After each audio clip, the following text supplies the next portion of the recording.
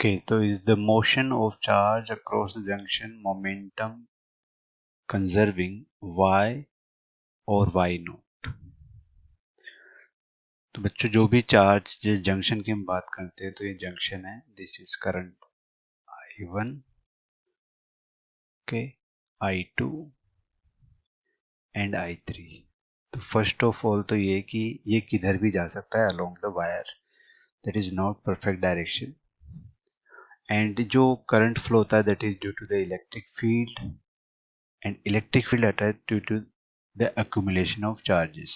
तो यहाँ जंक्शन पे जो accumulation ऑफ चार्जेस होंगे जिसके कारण चार्ज को इधर मतलब करंट को इधर या इधर इधर भी फ्लो होना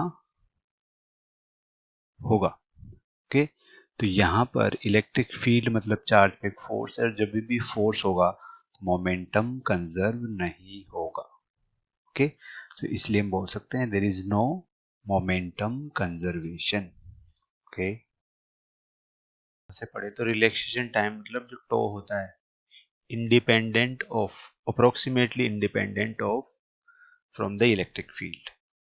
ठीक है, तो ये बोल रहा है whereas it changes significantly, जबकि ये बहुत अच्छे ज्यादा चेंज होता है when there is a change in temperature.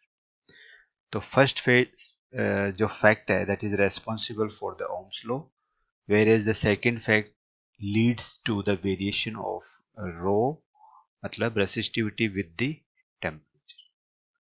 तो ये अपने को थोड़ा एक्सप्लेन करना है। देखो यहाँ पे तो बच्चों अगर मैं ड्रिफ्ट वेलोसिटी की बात करूं तो ड्रिफ्ट वेलोसिटी का फॉर्मूला हमारे पास आता है divided by mass into tau. तो यहां से अगर टाउ की हम लोग बात करें तो दैट विल बी m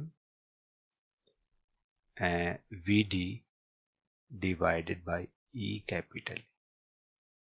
देखो इलेक्ट्रिक फील्ड आप जब लगाते हैं या इंक्रीज करते हैं जो भी करते हैं तो there is no significant change in drift velocity.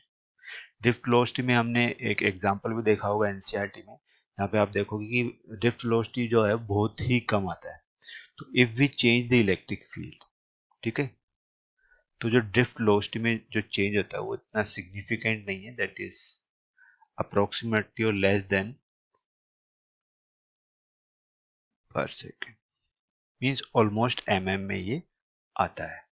तो इतना खास सिग्निफिकेंट चेंज यहाँ पे इसमें नहीं होता है, इसलिए यहाँ पे टो में भी कुछ खास सिग्निफिकेंट चेंजेस ऑब्जर्व नहीं होते हैं। अच्छा, अब जो टो में सिग्निफिकेंट चेंज नहीं है तो देखो रेसिस्टिविटी का जो रिलेशन होता है एम ई स्क्वायर।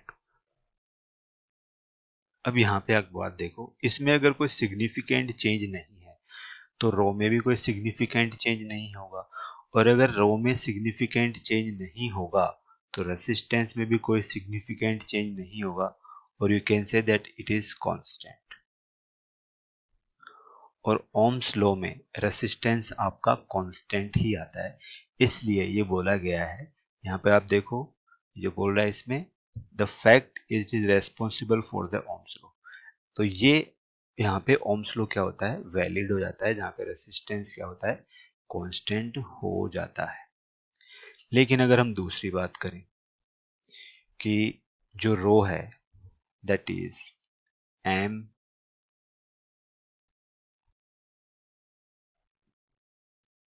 यहाँ पे, तो बच्चों यहाँ पे अगर हम टेम्परेचर को इंक्रीज करते हैं तो ड्यू टू फ्रिक्वेंट कोलिजन, ठीक है, क्योंकि स्पीड बहुत ज्यादा आ जाती है यहाँ पे, और जो स्पीड आती है वो आती है 100 मीटर पर सेकेंड, इतना ज्यादा वेरिएशन यहाँ पे देखा जाता है।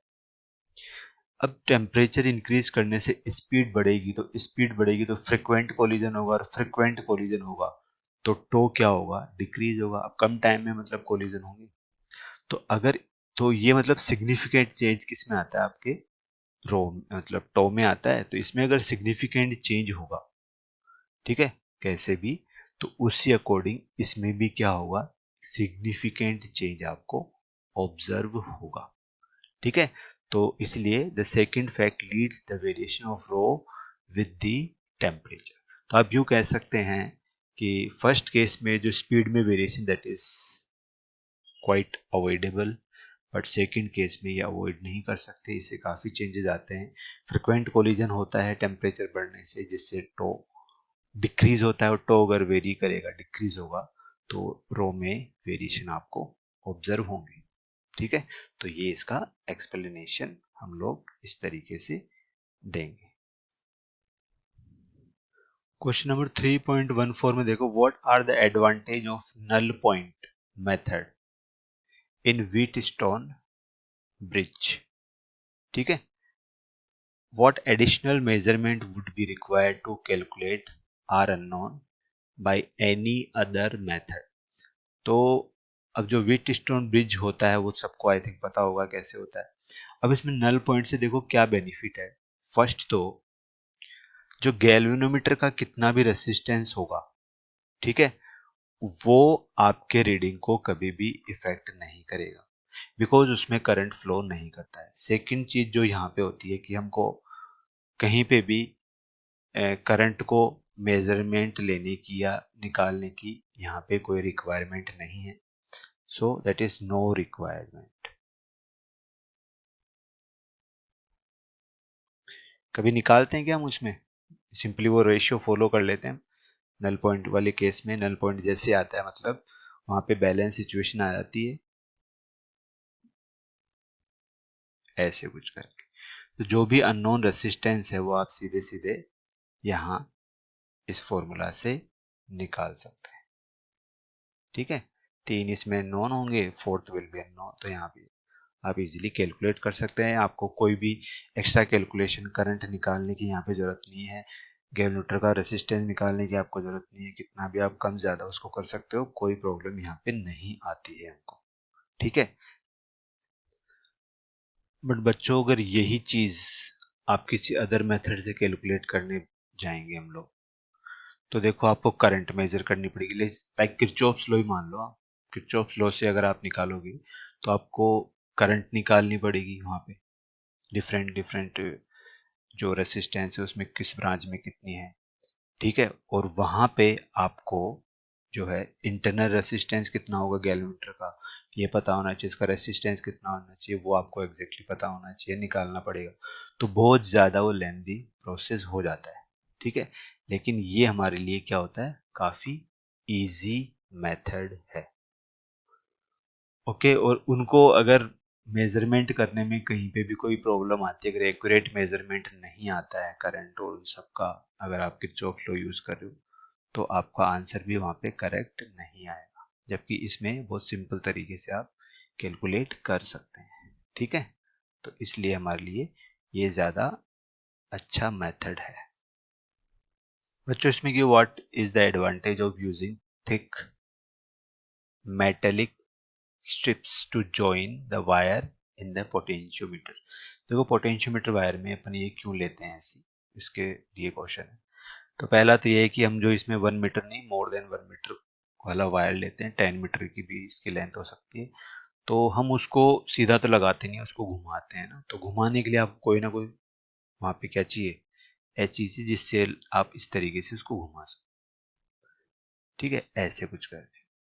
अब इसमें देखो हम अगर स्ट्रिप लेते हैं ऐसे समझने के लिए, देखो आप ये जैसे मान लो स्ट्रिप है इस तरीके से। अब इसके 2 से 3 फायदे हैं, ऐसे भी आप लगाते हो अगर, और इधर ऐसे। देखो पहला तो ये घूम जाएगा, रोटेट कर लोगे आप वायर को। सेकंड है आप थिक लेने, देखो मेटेलिक है तो रेसिस्टेंस तो वैसे ही कम होता है, और थिक आप और ले लेते हो तो रेसिस्टेंस क्या होता है, ये होता है। If area increases, right, then resistance will also will decrease। तो रेसिस्टेंस बहुत ज्यादा कम हो जाता है इसका, बहुत अच्छे से कंडक्ट करेगा, पोटेंशियल ड्रॉप नहीं होगा यहाँ पे। एंड थर्ड जो है यहाँ पे कि हमको रीडिंग लेने में बहुत ईजी हो जाती है, क्योंकि अब हम यहाँ से बस यहाँ तक की रीडिंग आपको लेनी है।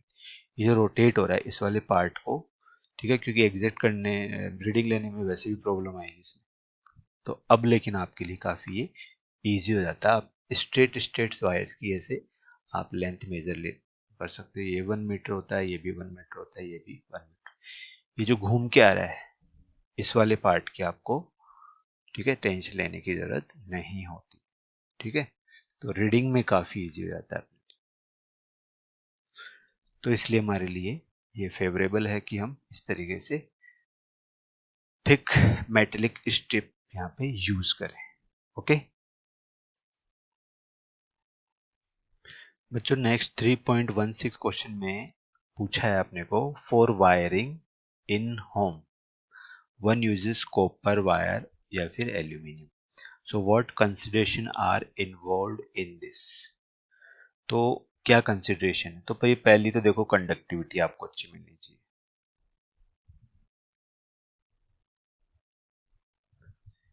या यूं कहें तो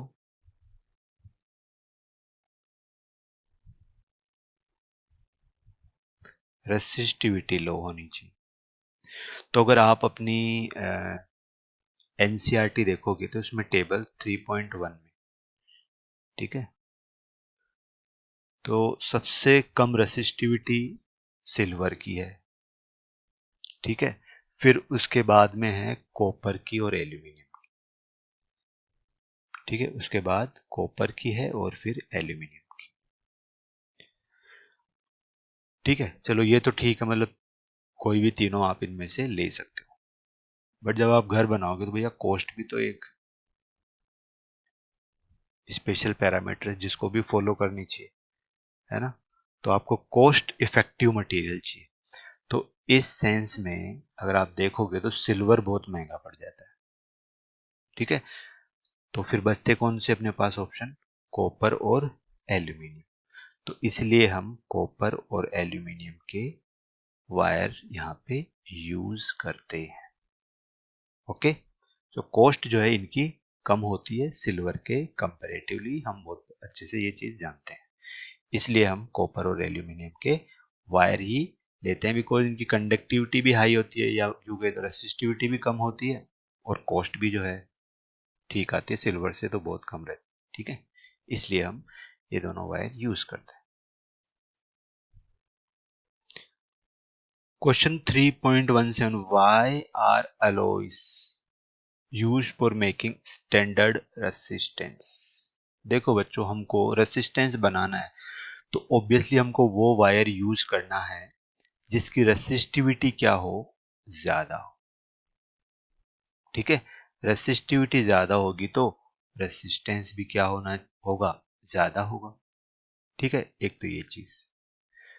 दूसरी चीज ये होनी चाहिए कि आप उसमें अगर करंट फ्लो करोगे तो वो हीट अप होगा, और हीट अप होगा, टेम्परेचर इंक्रीज होगा, तो टेम्परेचर के बढ़ने से उसकी रेसिस्टिविटी में कोई ज्यादा चेंज नहीं आना चाहिए। मतलब rho is equal to rho naught, मतलब ये टेम्परेचर जो कोफिशिएंट है ये इसका क्या होना चाहिए, लो होना चाहिए। तो हमको वो मटेरियल चाहिए, ठीक है, जिसके लिए रेसिस्टिविटी तो क्या होनी चाहिए, हाई होनी चाहिए, and temperature coefficient of resistance should be low. ठीक है, तो ये क्या होना चाहिए, यहाँ पे लो होना चाहिए। तो ये कहाँ पे फुलफिल होती है चीजें, एलॉयज।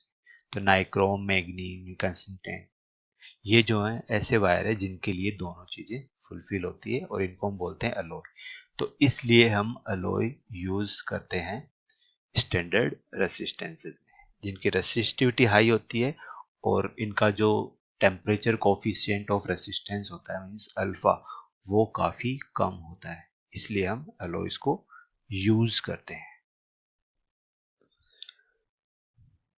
बच्चों, क्वेश्चन नंबर 3.19 में बोल रहा है, power P is to be delivered to a device, ठीक है, via cables having the resistance RC, ये सफिक्स में है मतलब RC,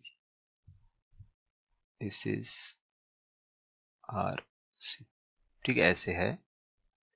if V is the voltage across R and I the current, और I जो उसमें करंट फ्लो करती है, find the power wasted and how can it be reduced, और इसको हम कैसे रिड्यूस कर सकते हैं, तो ये अपने लिए क्वेश्चन। तो बच्चों समझो कि ये एक कोई ट्रांसमिशन है यहाँ पे ऐसे कुछ वायर्स के थ्रू, और यहाँ पे कोई, एंड ये वो चैनल है जिसके थ्रू हम यहाँ से इनपुट दे रहे हैं, यहाँ पे कोई भी डिवाइस उसको ऑपरेट करवा रहे हैं आउटपुट। और ये जो वायर है ये ट्रांसमिशन वायर जो है,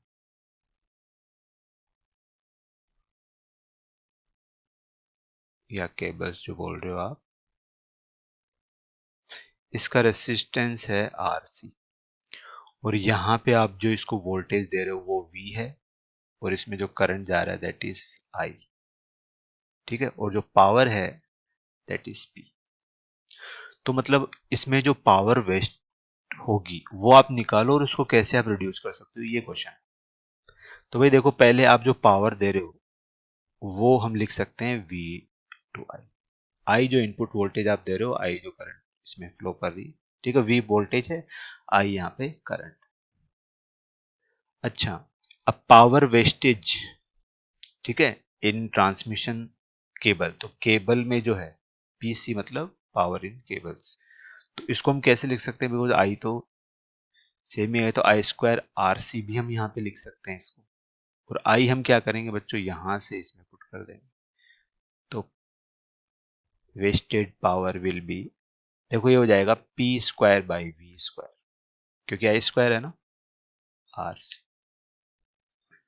यहां से I क्या हो जाएगा, P/V, तो I² हो जाएगा P²/V²। अब आप ध्यान से देखो, यहाँ पे ये दोनों तो पावर जितनी देनी है वो आपने देनी है, रेसिस्टेंस ऑफ द केबल जितना है वही है, अगर इन दोनों को हम चेंज नहीं करते हैं तो फिर हम जो वेस्टेज पावर PC है उसको कैसे कंट्रोल कर सकते हैं, रिड्यूस कर सकते हैं। तो अगर ये दोनों पावर गिवन और रेसिस्टेंस ऑफ द केबल ये कांस्टेंट है, तो जो वेस्टेज पावर है that is inversely proportional to the input voltage. तो अगर इसको कम करना है तो सीधा सा फंडा है, जो ये वोल्टेज है इसको हम क्या रखेंगे, हाई रखेंगे, और ये क्या रखेंगे, हम इसको लो रखेंगे, ठीक है। इसलिए जो भी हम पावर ट्रांसमिट करते हैं वो हाई वोल्टेज पे की जाती है, ठीक है, पावर जनरेशन से डिस्ट्रीब्यूशन सेंटर तक जो पावर ट्रांसमिट की जाती है जो होता है वो हाई वोल्टेज पे होता है, क्योंकि हाई वोल्टेज पे होगा तो जो पावर लॉस है, वेस्टेज है, वो काफी कम होगा, ठीक है। तो ये इसके पीछे रीजन है। बच्चों क्वेश्चन 3.19, देखो इसमें क्या हो रहा है कि ए बी जो है, यहाँ पे ये ए है, ये बी है, ये एक पोटेंशियोमीटर वायर के टू एंड्स को शो कर रहा है। If the resistance R is increase, तो वेरिएबल रेसिस्टेंस तो ही आपने क्या कर दिया, इसको इंक्रीज कर दिया। In which direction will the balance point J will shift, ठीक है, तो किधर की तरफ ये शिफ्ट होगा ये आपको बताना है। ओके, तो भाई देखो सीधी सी बात है, अगर इस रेसिस्टेंस को आप इंक्रीज करोगे, इफ यू इंक्रीज दिस, तो इस बैटरी का ज्यादातर वोल्टेज का वहां पे ड्रॉप हो जाएगा, इसके अक्रॉस ही होगा, मतलब VAB के अक्रॉस जो पोटेंशियल जो है ड्रॉप, वो क्या होगा, कम हो जाएगा, और इस VAB की पूरी लेंथ को डिवाइड करेंगे तो हम ये क्या हो जाएगा, पोटेंशियल ग्रेडियंट, अगर आपको पता हो तो मतलब बच्चों सीधी सी बात है कि यहाँ पे पोटेंशियल ग्रेडियंट भी क्या हो जाएगा, कम हो जाएगा, है ना। रेसिस्टेंस आपने बढ़ाया तो इस रेसिस्टेंस के अक्रॉस अब ज्यादा वोल्टेज लगेगा, तो AB वायर के अक्रॉस जो लगने वाला है वो कम हो जाएगा। अच्छा, वो कम होगा तो जो आपका पोटेंशियल ग्रेडियंट भी कम हो जाएगा, ठीक है, यहां से देखो। अच्छा, अब मान लो ये जो बैटरी लग रही है ये नीचे, इसका वोल्टेज V है फॉर एग्जाम्पल, तो ये यहाँ पे बैलेंसिंग लेंथ कहीं पर भी अगर देगा तो वो हम कैसे निकालते हैं, V is equal to X, और मान लो ये लेंथ क्या है, L है, तो ये L। अब आप यहाँ पे देखो, क्योंकि जो वोल्टेज की बैटरी आपने यहाँ पे लगा रखी वो तो उतना ही वोल्टेज, उसमें तो आपने वेरिएशन नहीं किया है, लेकिन आपके आर बढ़ाने से ये चीज कम हो गई। तो आप ये बताओ, ये V अगर कांस्टेंट है, X अगर डिक्रीज हो रहा है, तो L के साथ हम क्या करें जिससे ये आपका इन दोनों का जो मल्टीपल है वो कांस्टेंट v के इक्वल आए, तो obviously we have to increase the length. मतलब सीधी सी बात है, ये इधर राइट साइड मतलब b की तरफ शिफ्ट करना पड़ेगा आपको उस केस के अंदर। ठीक है, तो इस तरीके से हम इसको एक्सप्लेन कर सकते हैं। ठीक, और भी तरीका है भाई, और फिर वो एग्जाम्पल लेके भी हम बता सकते हैं कि भाई फॉर एग्जाम्पल मान लो ये 5 वोल्ट है, ये 8 वोल्ट था, जिसमें से 2 ये ले रहा था और 6 यहाँ पे था, है ना। तो ये 5 कहीं यहाँ पे मिक्स हो रहा था, तो आपको 0 डिफ्लेक्शन लेंथ मिल रही थी, बट ये रहने दो।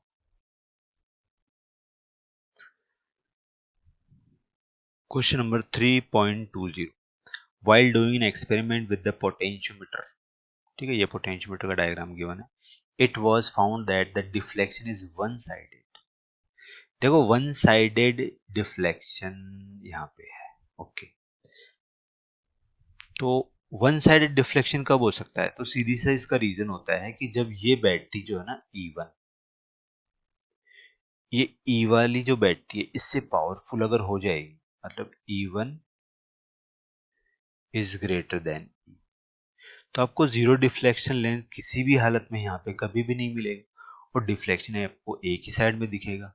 तो इसका रीजन तो हो गया भाई E1 is greater than E।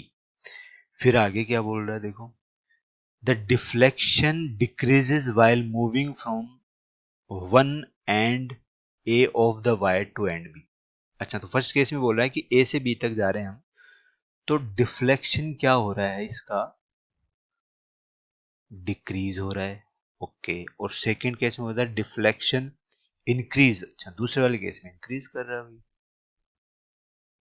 while the jockey was moved towards B। अच्छा, वही ए से बी की तरफ जा रहा है दोनों केसेस में, तो फर्स्ट केस में डिफ्लेक्शन डिक्रीज हो रहा है और सेकंड केस में डिफ्लेक्शन इंक्रीज हो रहा है, ओके। तो ये सिचुएशन है। चलो क्वेश्चन तो अब स्टार्ट है, देखो ये when terminal positive and negative of cell E1 is connected at X in case 1, and how is E1 related to E। देखो E1 रिलेटेड टू E की अगर बात है तो वो तो ये हम एक्सप्लेन कर चुके थे, that E1 is greater than E,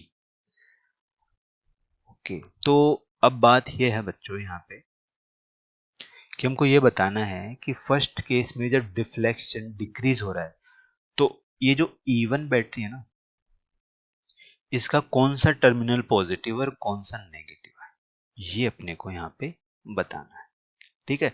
और डिफ्लेक्शन हो रहा है डिक्रीज, ठीक है। तो इसको हमको एक्सप्लेन करना है क्वेश्चन, अच्छा ओके बच्चों। तो इसको देखो वन बाय वन हम सोल्व करते हैं। तो हम पहले तो केस वन की बात करते हैं। देखो डिफ्लेक्शन जो है ना डिक्रीज हो रहा है, इसका मतलब ये हुआ जो गैलोमीटर जिस ब्रांच में या उसमें है वहां पे करंट कम हो रहा है, तभी पॉसिबल है। और करंट कम हो रहा है इसका मतलब उसके अक्रॉस, मतलब किसके क्रॉस, ये जैसे गैलोमीटर है तो ये जहां पे टच कर रहा है वो पॉइंट, और इसका जो वाई पॉइंट है इसको हम कोई भी जे पॉइंट बोल देते हैं अभी के लिए, ऐसे। तो इन दोनों पॉइंट्स के बीच में जो पोटेंशियल डिफरेंस है ना वो भी डिक्रीज हुआ होगा, क्योंकि delta V is equal to I R होता है। मतलब भाई रेसिस्टेंस ऑफ गैलोमीटर तो कांस्टेंट ही है, अगर ये डिक्रीज होता है करंट तो इसका मतलब पोटेंशियल डिफरेंस डिक्रीज होता है। तो बस ये चीज अपने को यहाँ पे समझनी है। तो एक्सप्लेनेशन में तो आपको बच्चों यही लिखना है कि because the current decreases due to the potential decrement, potential difference decrement. अब बात है कि हम इसको समझेंगे कैसे, कैसे पॉजिटिव होगा कैसे नेगेटिव होगा, ये किस तरीके से कनेक्शन यहाँ पे होगा। तो फर्स्ट वाला हम सर्किट बना ही देते हैं, ठीक है। मैं की नहीं लगा रहा यहाँ पे, ये ए हो गया, ये आपको पॉइंट बी हो गया, और ठीक है, इसको आप समझ लो कि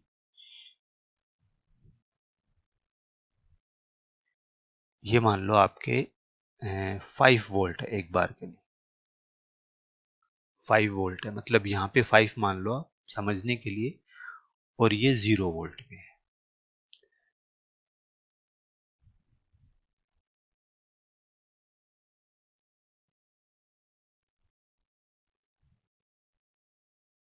और आप इधर की तरफ शिफ्ट होते जा रहे हो।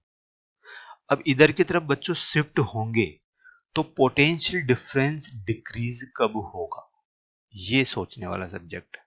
और हम ये मान लेते हैं कि ये 8 वोल्ट है और ये 5 वोल्ट है।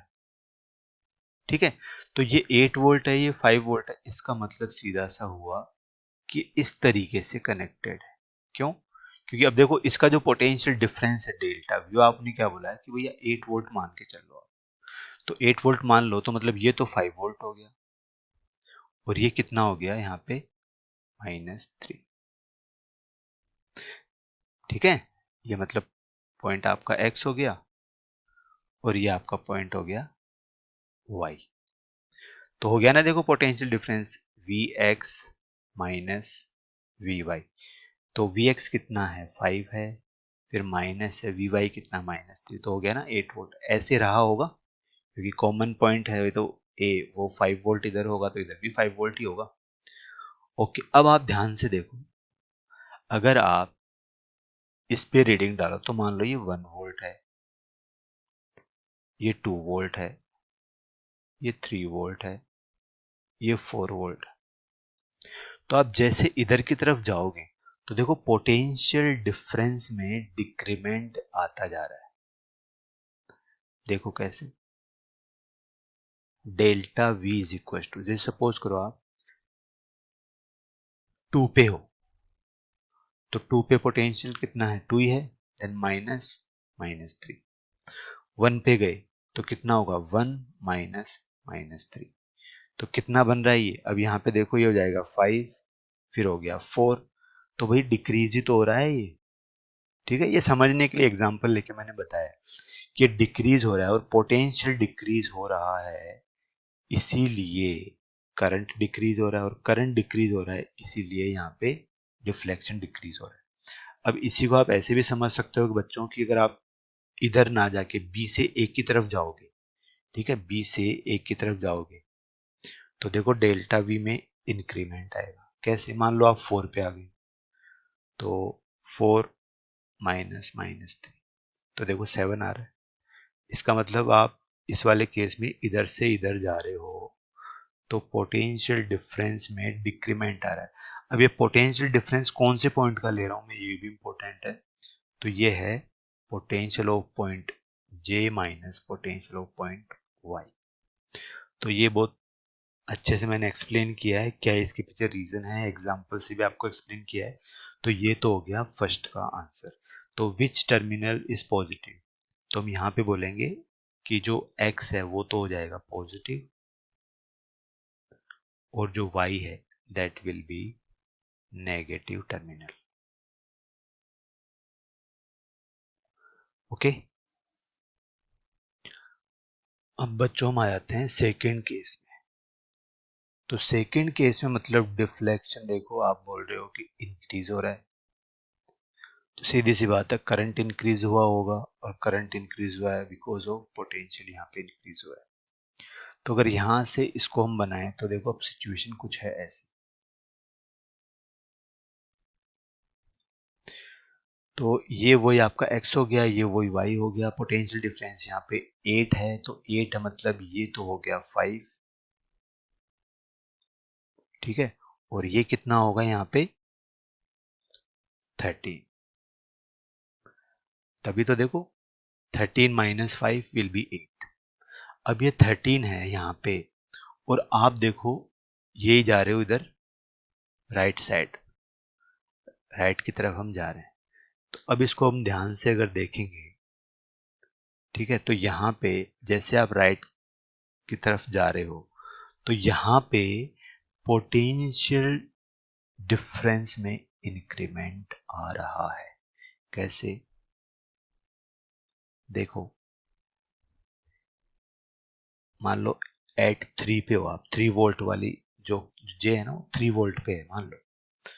तो ये जो V J minus V Y ये पॉइंट वाई है, ये पॉइंट एक्स है। तो भाई वीजे कितना है, 3 है, वी वाई कितना है, 13 है। तो कितना आया, -10। ठीक है, नहीं नहीं, अब यहाँ पे वो लेंगे अपन, ज्यादा कौन है, इसमें से इसको माइनस कर देंगे। ठीक है, करंट की डायरेक्शन चेंज हो जाएगी, और क्या, ये 10 वोल्ट हो गया भाई, है ना, ये 10 वोल्ट। अच्छा, अब हम 3 वोल्टेज से किस पे आगे, मान लो 2 वोल्ट पे आगे, एट 2 वोल्ट। अब आप देखो, तो ज्यादा में से हम कम वाला पोटेंशियल माइनस करेंगे, सॉरी ये जे है यहाँ पे। तो वी वाई कितना है, 13, और वी जे कितना आ गया, 2। तो भाई कितना हो गया, 11 वोल्ट हुआ कि नहीं हुआ। तो आप अगर राइट डायरेक्शन में जा रहे हो तो पोटेंशियल डिफरेंस जो है वो इंक्रीज हो रहा है, और पोटेंशियल डिफरेंस अगर इंक्रीज होगा तो करंट इंक्रीज होगा, और करंट इंक्रीज होगा तो डिफ्लेक्शन भी इंक्रीज होगा। मतलब इस वाले केस में जो आपका एक्स है ना, वो नेगेटिव टर्मिनल है, और वाई जो है वो आपका पॉजिटिव टर्मिनल है सेकंड केस के अंदर। तो अच्छा क्वेश्चन था ये। X is negative terminal and Y is positive terminal, ये है यहाँ पे। ओके, देखो बच्चों, इस SL of EMF E, internal resistance भी दिया हुआ आपको, connected across an external resistance R। तो प्लॉट करना आपको potential graph between the potential difference, okay, and R, इन दोनों के बीच में आपको ग्राफ प्लॉट करना। तो ग्राफ प्लॉट करने से पहले हम सर्किट प्लॉट कर लेते हैं। तो सर्किट जो है वो कुछ इस तरीके से है, दिस इज आर,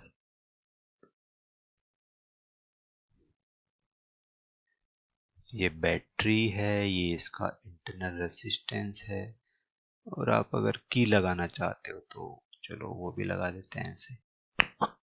ओके, तो ये तो हो गया ई, ईएमएफ जिसको बोलते हैं, दिस इज इंटरनल रेसिस्टेंस, ये की हमने ऑन कर दिए, ये आपका, ठीक है। और सब इसमें करंट अगर आई चल रहा है तो ये लो आई। तो देखो बच्चों, इस पॉइंट और इस पॉइंट के अक्रॉस जो पोटेंशियल डिफरेंस होता है उसको अपन टर्मिनल पोटेंशियल बोलते हैं V, और वो V पूरा का पूरा इसके क्रॉस लगता है यहाँ पे, है ना। और वो V है तो V इज इक्वल टू हम क्या लिखते हैं, I टू R। तो अगर इसका अपन KVL से लगाएं तो हमारे पास जो रिजल्ट आता है वो ये आता है कि V is equal to E minus I R. I को अब देखो यहां से रिप्लेस कर सकते हो, तो ये बनेगा E minus V by R, small R. इसको फिर इधर लेके जाएंगे तो V कॉमन भी ले लेते हैं हम।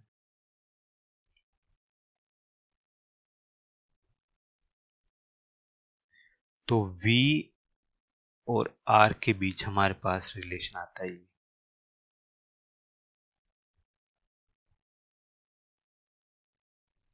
तो बच्चों देख, इसका ग्राफ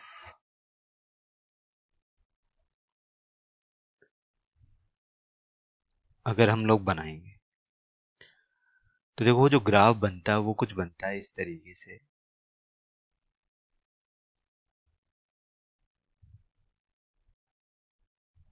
और V की मैक्सिमम वैल्यू कितनी हो सकती है, E हो सकती है। तो पता है अपने को, सर्किट ओपन हो या यू कहें तो रेसिस्टेंस जो है ना, एक्सटर्नल रेसिस्टेंस ये वाला, ये इन्फिनिटी अगर हो जाएगा, उसको ओपन सर्किट भी हम लोग बोलते हैं, तो तब क्या होगा, इसमें V जो है वो एग्जैक्टली E के इक्वल हो जाएगा, क्योंकि इन्फिनिटी अगर हो जाएगा तो I जीरो हो जाएगा, I अगर जीरो हो जाएगा तो देखो यहाँ पे, तो V इज इक्वल टू ई उस वाले केस में हो जाएगा। तो आप वैसे भी देख सकते हो, अदरवाइज यहाँ पे भी देखो, इन्फिनिटी रखोगे तो ये small R upon capital R मतलब 1 by infinity will be zero, और 1 प्लस जीरो मतलब 1, तो e by 1 मतलब e, तो v is equals to e. But when r tending to infinity.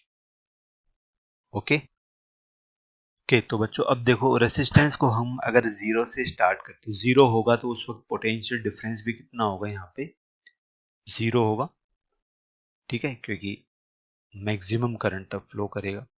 तो ये जीरो से स्टार्ट होगा ऐसे, ठीक है, ऐसे चलता चलता ये इस तरीके इन्फिनिटी पे जाके ये इसको टच करेगा, तो ये यहाँ पे इसका ग्राफ होगा। ओके, सो ये कंप्लीट होता है यहाँ पे।